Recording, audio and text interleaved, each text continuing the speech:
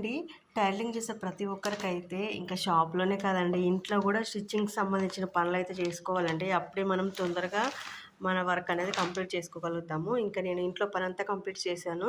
9:30 అవుతుంది. ఇంకొక half an hour ఉంది షాప్‌కి వెళ్ళడానికి. ఇంకా అందుకని ఈరోజైతే ఈ 3 బ్లౌజులైతే కుడదాము అనుకుంటున్నాను. సండే కదా ఈరోజు. ఈ 3 కుట్టేసైతే ఇంటికొచ్చేస్తాను. ఈ 3 ఇప్పుడు నేను లైనింగ్స్ అయితే నైట్ తెచ్చుకున్నాను. ఇప్పుడు ఇవి పిండి ఆరేస్తాను. ఆరేసేంత వరకైతే నేను ఫ్రెష్ అప్ అయిపోతాను.